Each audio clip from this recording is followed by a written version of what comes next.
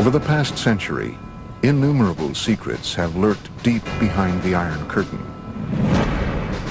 Case in point, a 50-year string of mysterious incidents that many say include UFO crashes, dogfights, and underground reverse engineering at the most top secret of all former Soviet military bases, Kapustin Yar. Some even say that this base was the site of a mysterious incident that took place in 1948. A spectacular UFO crash landing. It's 1948, suddenly a cylinder appears over Russia's most sensitive airbase. There's no question that Joe Stalin was interested in crash saucers, was interested in alien technology. There's nothing in which I just believe. In this case, I know that UFOs visited Kapustin Yar. Kapustin Yar was at the top of the list of facilities the U.S. was monitoring in Russia. Go behind the barbed wire at Kapustin Yar as we reveal for the first time the detailed classified accounts of this reported UFO crash. Did the research following this incident help the Soviets win the space race? I'm sure the Russians have done their darnest to reverse engineer anything they can get their hands on, whether it's American or German or alien. From never-before-seen reconnaissance footage of this secretive base, This U-2 imagery of Kapustin Yar is the first time anyone outside the CIA or the intelligence community has looked at it. to an exclusive look deep underground into Kapustin Yar's UFO Research Center. They buried the most secret facilities within the base that was secret within the base. The incident that took place at Kapustin Yar in 1948 remains a Soviet-era enigma, a seminal event that UFO researchers still call Russia's Roswell.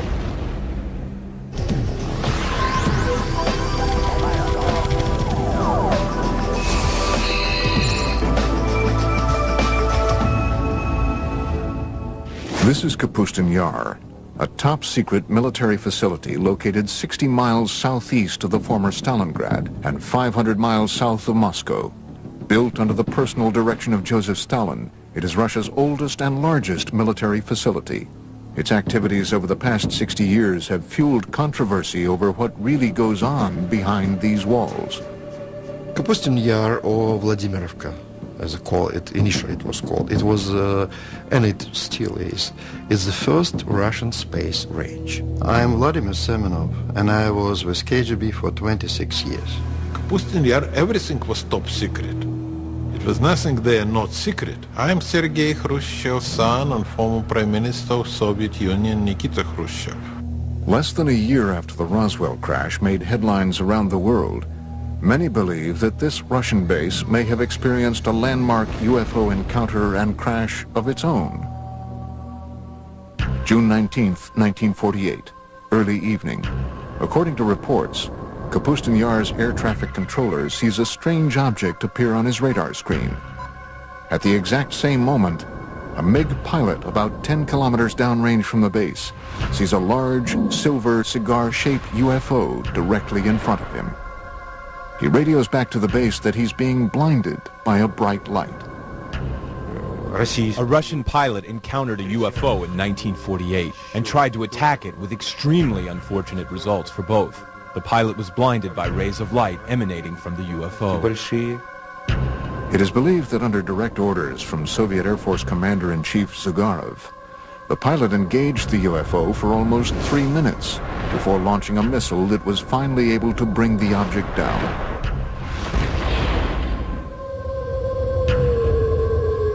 But unlike Roswell, this crash never made the papers.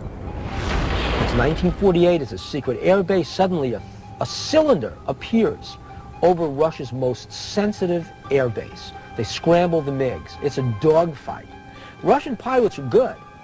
And imagine this plane getting right on top of that craft. The MiGs fire their rockets as the directed particle beam weapon explodes the MiG, and they both go down.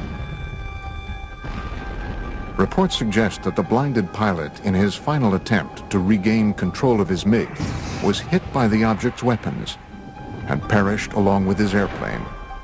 What did the aliens use? What were they firing? What they were probably using was a particle beam weapon. We know what the MiG used. It was the things that the Russians were using at the time. It was firing its guns, it was firing its rockets, and it was firing some very early version of a missile. Somehow, that MiG was able to break up the anti-gravity envelope that surrounded the craft. The cigar-shaped object couldn't stay aloft anymore and crashed. And the Russian retrieval teams, overjoyed that they have their first spacecraft, jump on this thing, and they take it underground to Zitkar, and the Russian secret UFO program begins. I'm Bill Burns, publisher of UFO magazine. Let's face it, everybody wants to get his hand on a flying saucer. It's a wonderful weapons delivery and defense system. I'm Stanton Friedman. I'm a nuclear physicist, lecturer, ufologist.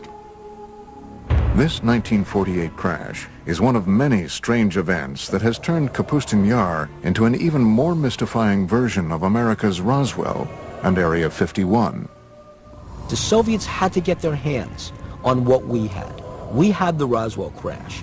We really had a storehouse of technology that we developed in the early 1960s out of Roswell. The Russians didn't have that.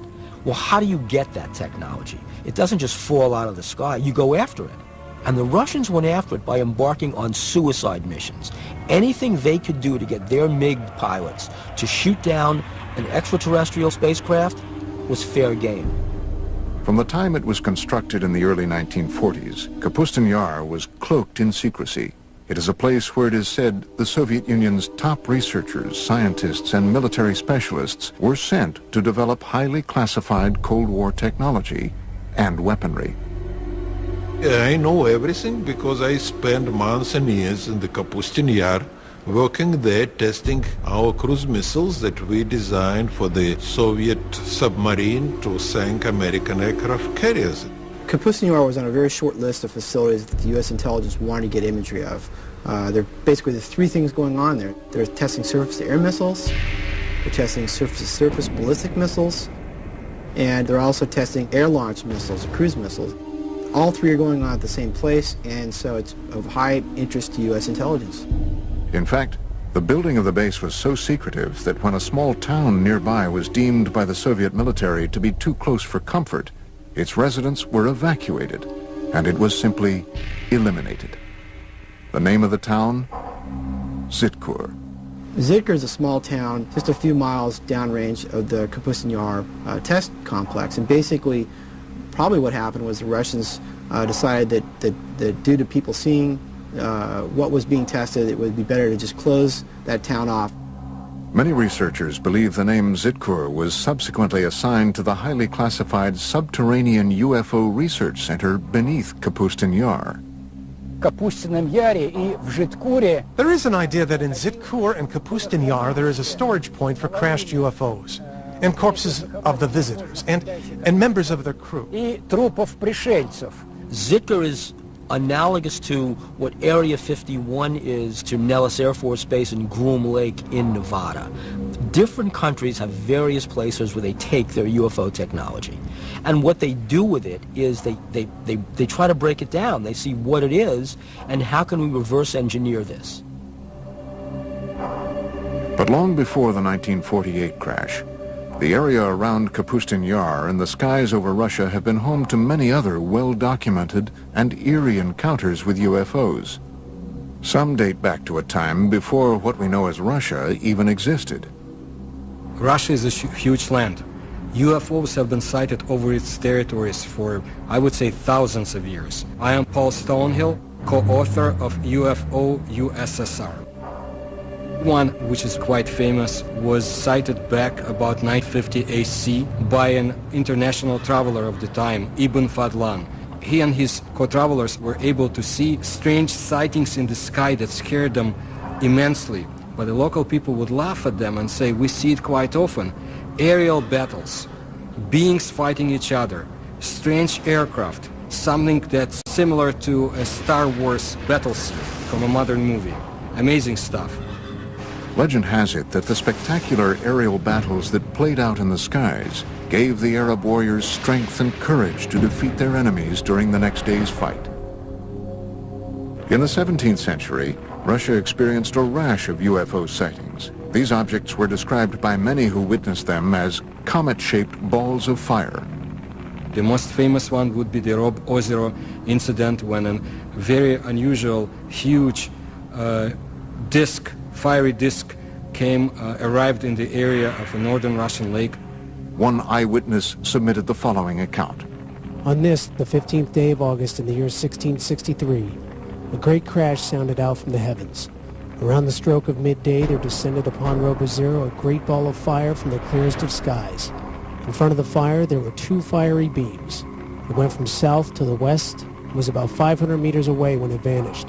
But once again it returned, staying over Robozero for 1 hour and a half, filling all those who saw it with a great dread. This documented account goes on to detail fishermen scalded by the burning lake, along with glowing fish that flung themselves onto the ground to escape the looming fireball. Stories, like what they saw over Robozero, were common in pre-revolutionary Russia and outside of Russia in Europe. When we speak specifically of sightings on the territory of the Soviet Union, percentages are very high, more than 50%, that these UFO sightings would be some sort of fiery, sphere-shaped UFO. Another extraordinary sighting took place over Moscow in 1892. An eyewitness report was later published in the March 17, 1892 edition of the Russian newspaper Svet. The pillar of light was pointed straight down to the earth, forming a cone-shaped bundle of rays in the color of ordinary flames. The brightness was considerable and can sometimes be compared to the brightness of an electrical street lamp. The point from which the rays originated didn't move during the whole time, and the rays were visible for 20 to 25 minutes. While enormous fireballs have been sighted over Russia for centuries, there have been none bigger or more devastating than the event that leveled the Siberian forest of Tunguska in 1908. And of course it was one of the theories which have to appear that it was not a comet, it was not meteorite, that in reality it was a spacecraft. Coming up, did a UFO explode over Tunguska? It is believed that not one but two objects collided over the Tunguska in 1908, equal to many Hiroshimas. And later, what happened to the wreckage of the 1948 crash at Russia's Roswell?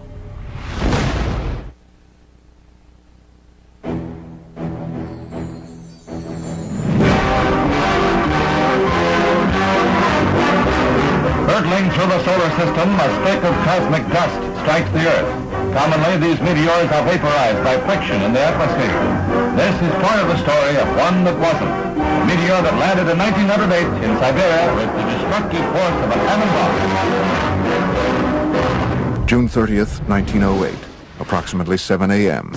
The tranquil forest of Tunguska, Siberia, was rocked by a deafening, earth-shattering explosion. The explosion packed the power of a 40-megaton hydrogen bomb. Large trees snapped like tiny twigs as the explosion decimated the dense forest.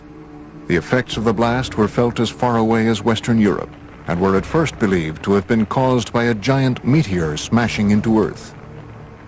My own personal conclusion is that that was Mother Nature showing off, if you will, but that there was no intelligence behind what happened there.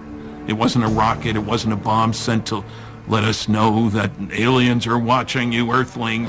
Literally a catastrophe from outer space. Yet UFO researchers say if this devastating explosion was the result of a meteor, why were there no craters found in or around Tunguska?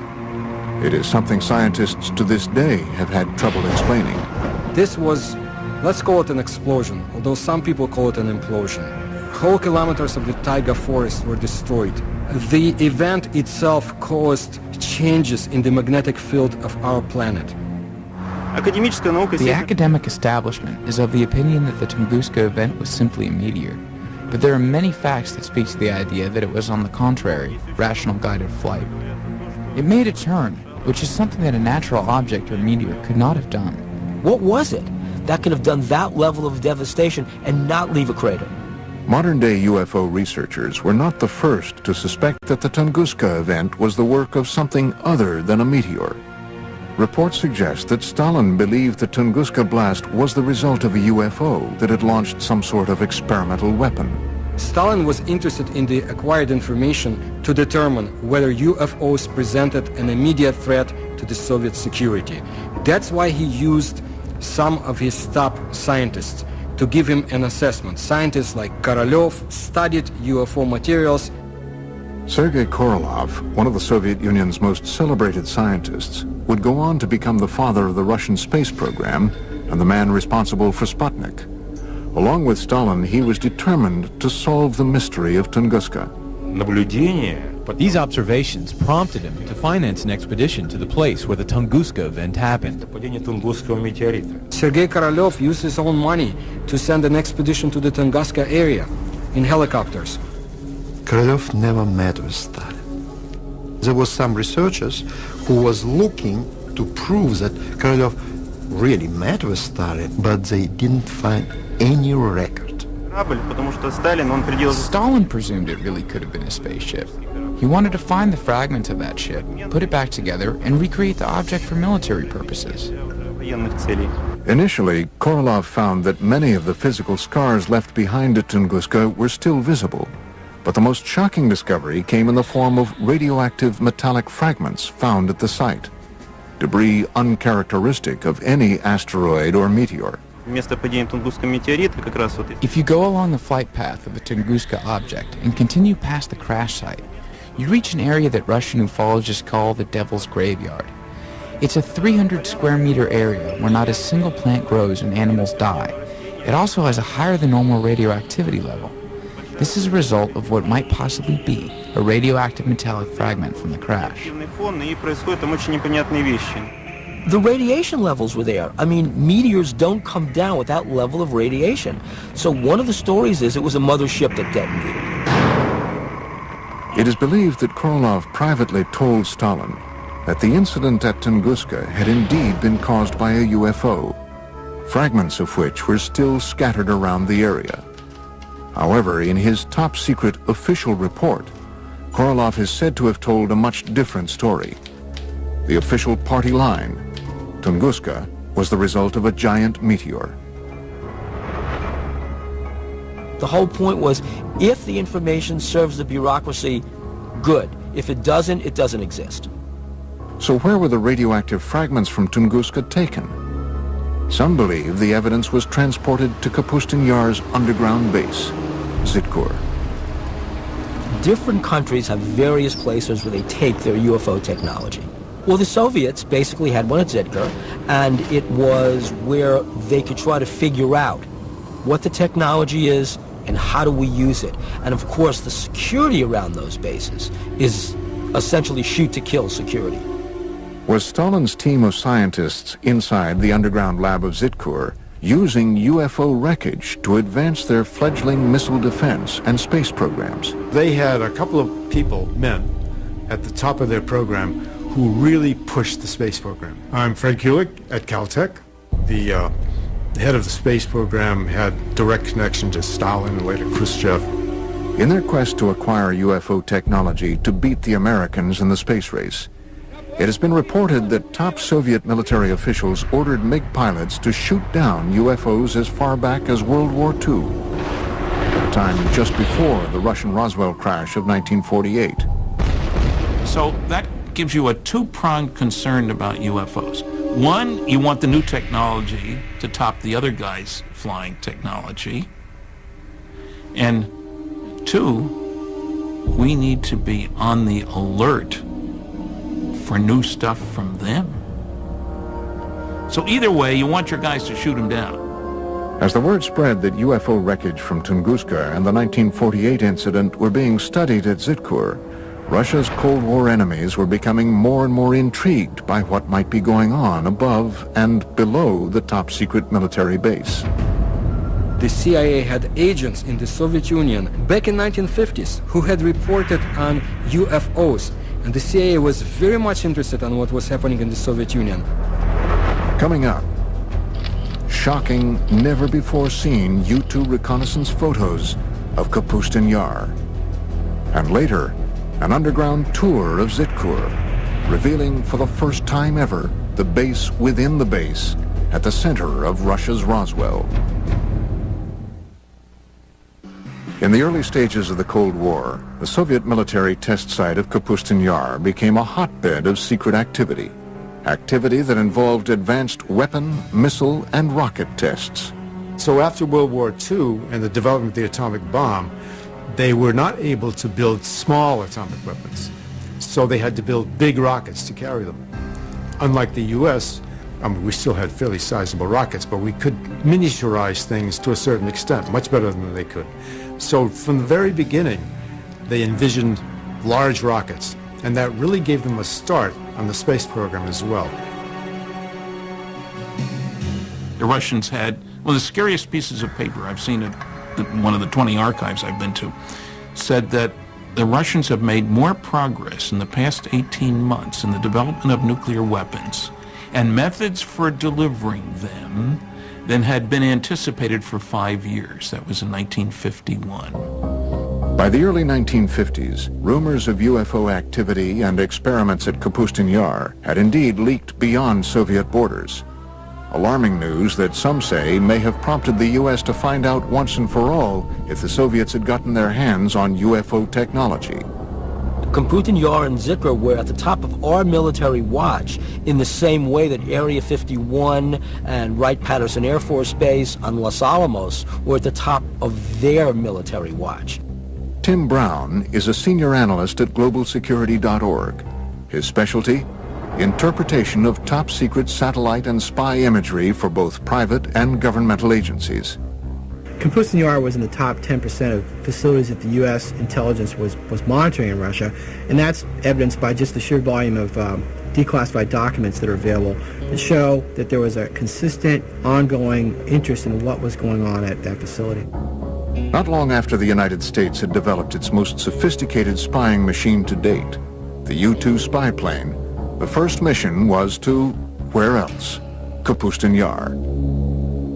This is probably the first time anyone outside of the CIA or the intelligence community has looked at this, the U-2 imagery of Kapustin Yar. These never-before-seen U-2 reconnaissance photos provide a detailed look into this covert military base. Looking at all the imagery that we put together for this project, one of the things you notice is different activity at the different test sites at different times. The Russians not only tested missiles here, they also trained their missile troops there. So there's missile drills and there's test preparations and test launches going on at this facility all the time. According to a December 1st, 1960 joint Army, Navy, and CIA intelligence brief, Kapustin Yar is a 1,400 square mile military test complex described as a place of intense interest to the intelligence community. It contained at the time at least 4 ballistic launch complexes, 14 launch pads, a precision tracking radar facility, 3 3,500-foot runways, and numerous strange and unidentified areas. But what U-2 reconnaissance couldn't reveal can now be seen for the very first time in this exclusive underground tour of what could be the nerve center of all Soviet UFO activity, Zitkur. Based on reports and drawings from Russian UFO expert Anton Anfilov, seen in the West for the first time, this rendering is what might possibly be the first glimpse ever of this secret cryptic facility a quarter-mile below Kapustin Yar. Let's say that you get a chance to go down there to the most secret Russian UFO laboratory. It's not glorious, high-tech, and brightly lit. It's dank, it's dark, and it's dingy. It's Russian. It's extremely compartmentalized. It's like an underground shopping mall, except inside the mall are all these rooms where there's exotic technology being taken apart and put back together.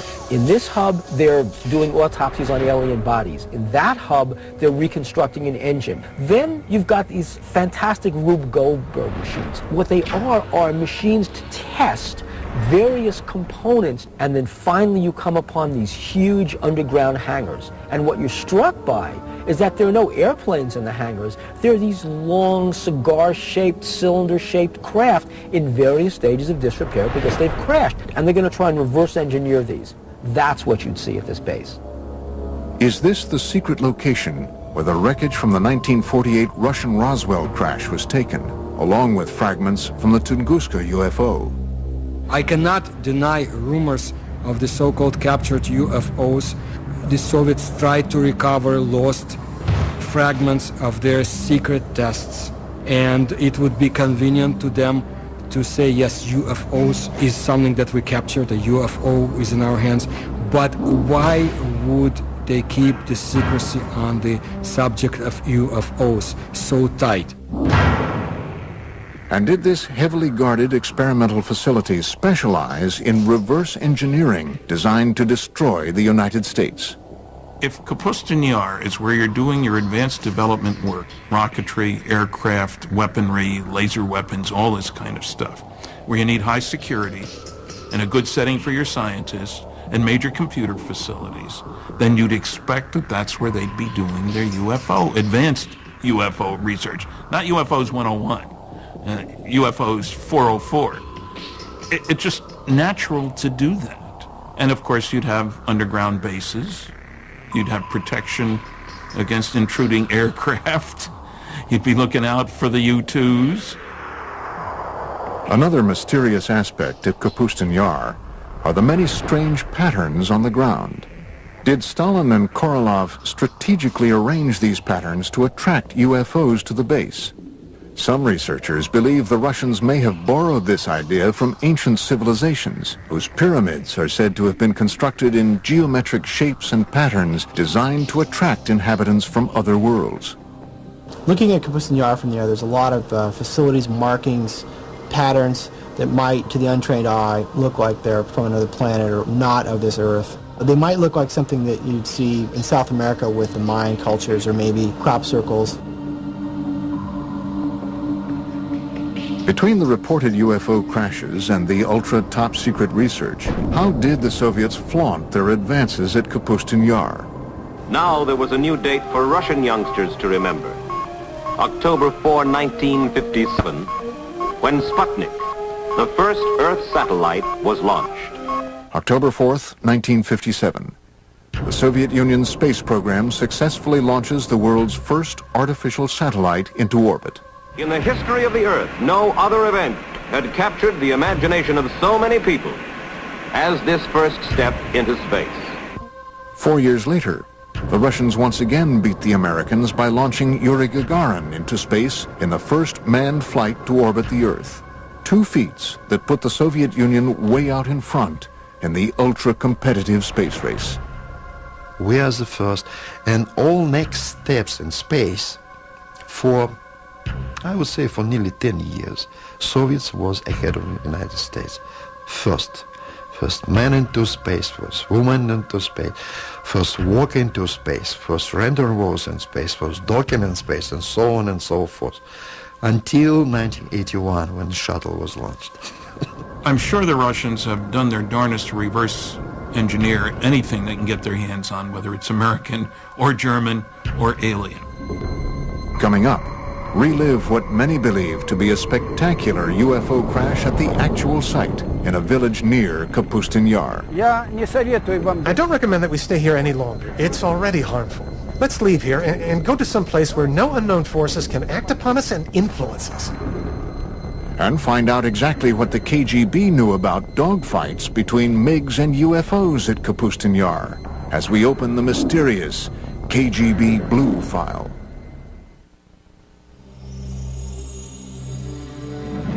Russia's foremost authority on UFOs is a man so legendary and popular around the country that he is known only by his last name, Azhaja. On this spot of the UFO landing, an American group is filming for the first time. He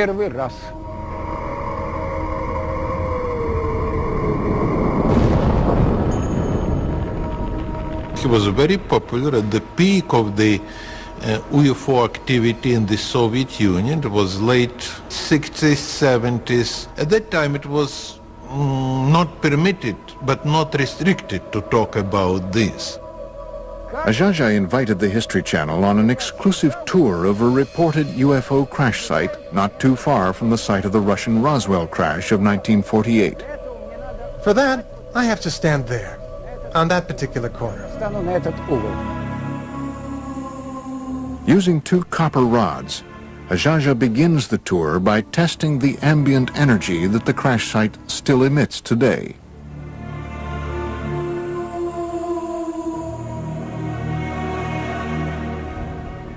What? There it is, a negative sign right there. Там.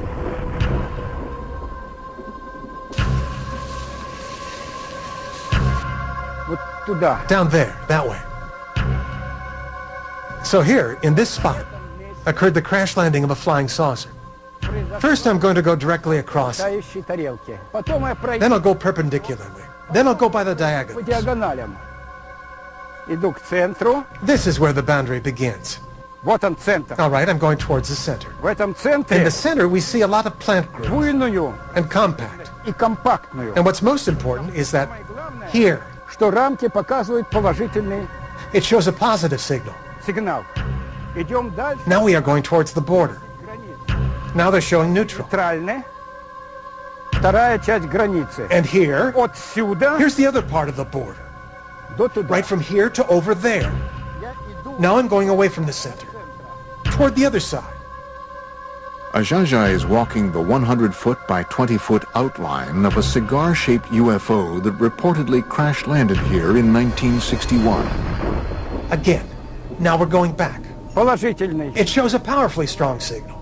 See how it's turning? It's powerfully Сильно positive. положительный. We're going back. Идем обратно. Negative. Отрицательный. Вот она, где граница. There it is, see? Here's where the border is. Раз точку. We got 1 point over there, another point over there. 3 point and 4 point.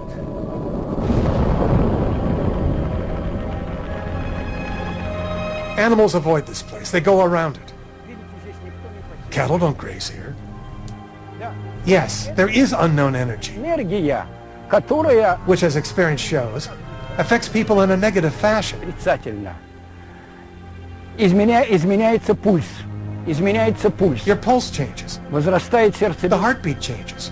You grow short of breath. You begin to sweat. Дольше оставаться, Okay, потому что это уже вредно. I don't recommend you stay here any longer because it's already harmful. Там, где на нас не влияют. Come on. Let's leave here. For a normal place, where no unknown forces will influence us and act upon us. Ajaja's account of this UFO crash was supported by a resident of adjacent Shodnya village, who upon seeing Ajaja told her account of seeing the crash out of her window, which overlooks the site from less than 200 yards away. Примерно в часа 4-5. Well, it was 4 or 5 in the evening. It was later in the day. And suddenly my mother screamed. She said, "Hey, look at that. There was some kind of ball, a sphere that flew by." And then she said, "Oh, it's probably a flying saucer." And it was a big, fiery red sphere that flew by. The sphere went over there, past the train tracks, and went down into the valley of the river Skunya, right down and over the river. Experts like Ajaja believe that UFO events like this crash, as well as the 1948 Russian Roswell crash, caused a Pandora's box to open over Kapustin Yar, leading to what some have called a war in the skies over Russia. Получали команду. Pilots would often receive orders from the ground to defend their airspace and shoot down UFOs. Other times, the UFOs would go on terrifying attacks. Атаку. What intrigues me about the Russians as much as anything is apparent dogfights between UFOs.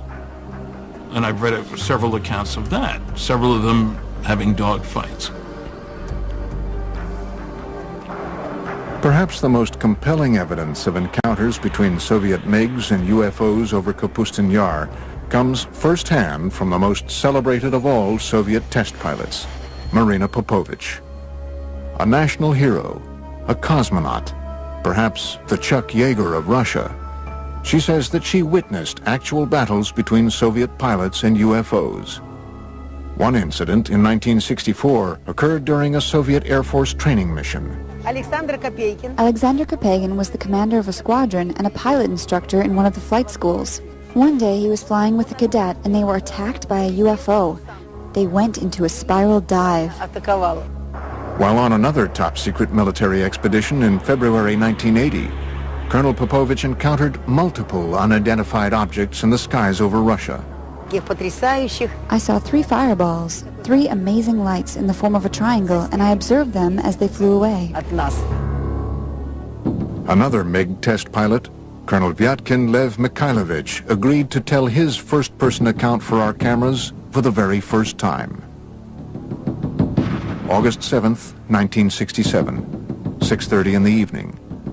Colonel Mikhailovich reports that his MiG was momentarily captured in midair by a UFO. When I was making the aerial move to the left, suddenly from above I saw a light. This big disc began to slowly light up, and I just had time to quickly tilt the plane, but the wing hit the ray of light. The plane shook and the gauges and instruments began to move from right to left, right to left.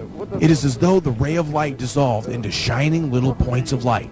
Imagine my surprise when my technician named Mikhail said, "Lev Mikhailovich, the wing of the airplane is glowing." As it turns out, for a whole week in the hangar, the left wing was glowing with a white light. They washed the wing with kerosene, and soon after that, the glowing ended. Fortunately, Colonel Mikhailovich's encounter with a UFO over the skies of Kapustin Yar in the 1960s did not end as dreadfully as the famous 1948 encounter in the same skies. No, I wasn't scared. I was just puzzled. I was particularly stunned that the ray of light turned out to be hard, because I felt the impact. As UFO reports continued to stream into the Soviet government from both civilians and military officials, the KGB was busy covering up the reports, silencing those who made them, and clamping down on the press. But all the while, the spy agency was creating an official report on UFO activity in the USSR called the KGB Blue File. Americans will never understand this, you know, because you have to be inside KGB to know the power KGB had. And during Stalin time, KGB was unbelievably powerful. Written and researched over the 20-year span between the mid-60s and the mid-80s, the KGB Blue File was one of the most extensive official explorations of UFOs ever commissioned by any governmental agency anywhere. The KGB Blue File is a 124-page collection of documents released in 1990. I believe this is not everything the KGB has had in their hands, and I'm not the only one. The Blue File compiled thousands of reports of UFO sightings, dogfights, and crashes, all of which were described in vivid detail.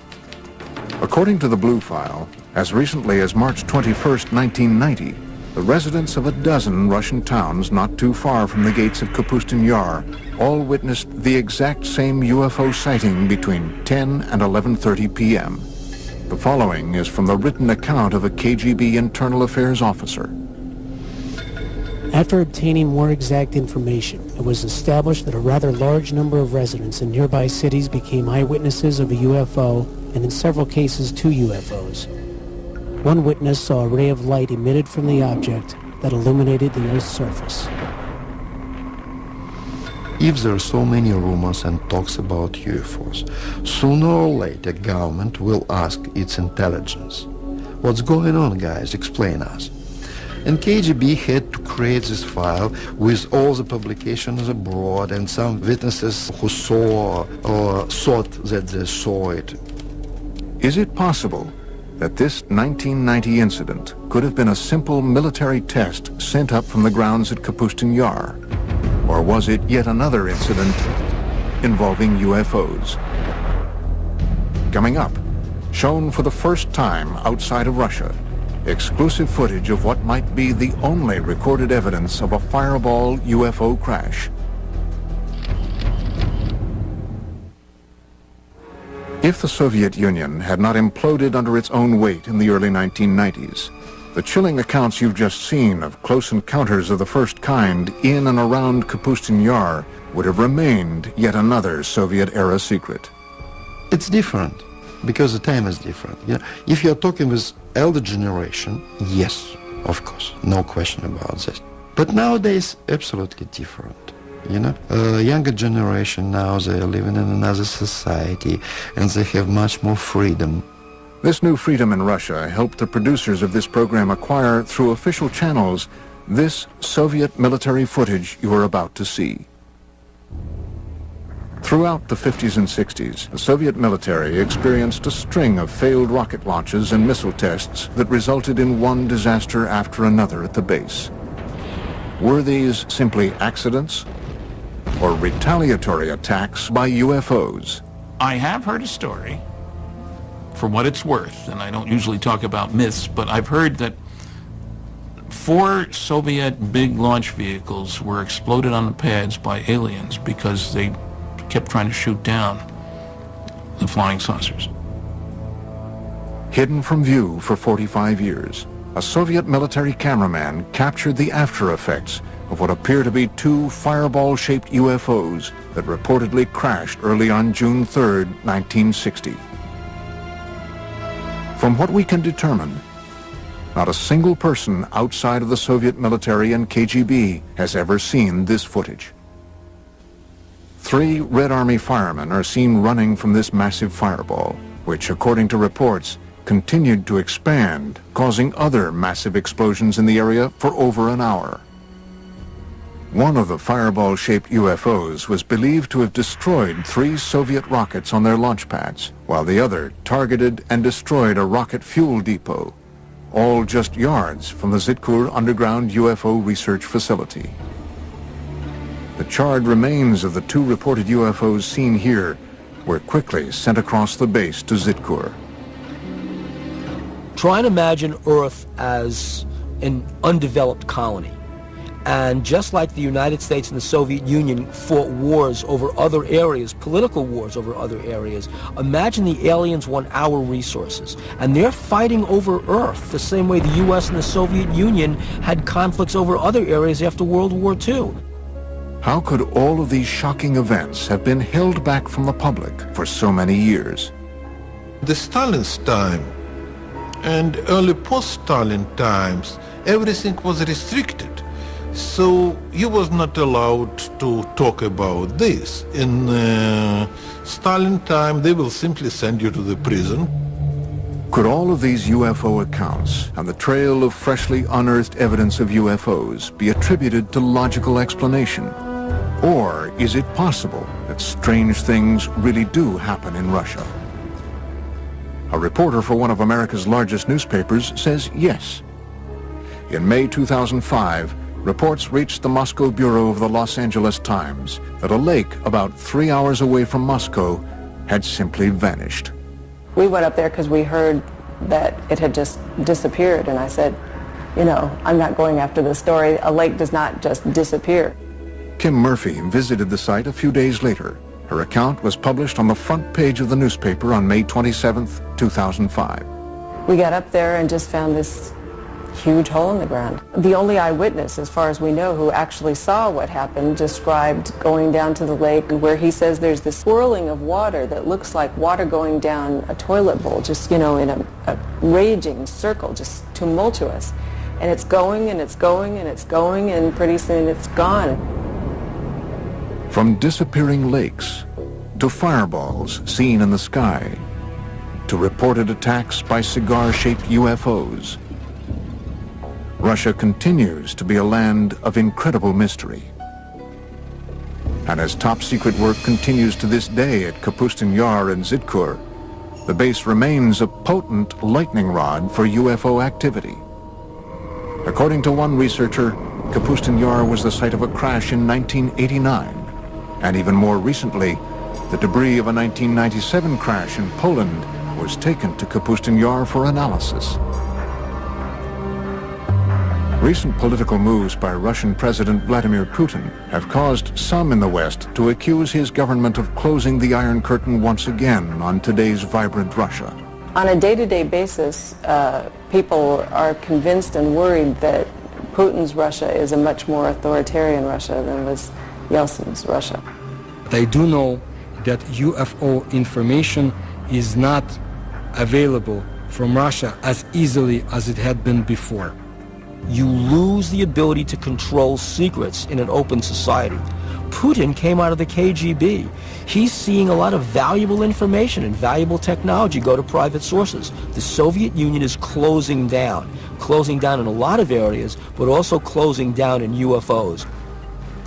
It might be even longer until the curtain is pulled back on the secret underground laboratories and lairs of this legendary Area 51 of Russia. And we have only just begun to scratch the surface of the puzzling mysteries of Russia's Roswell. Extraordinary claims require extraordinary evidence. Seeing is believing. It's a 1,000,001 chance, but it's happened before. The impact would be a catastrophe, a disaster that's absolutely unparalleled. One cosmic event that could devastate our world in an instant. Asteroid apocalypse on Mega Disasters. Tonight at 9 on the History Channel. The whole globe reduced to ash is just scary.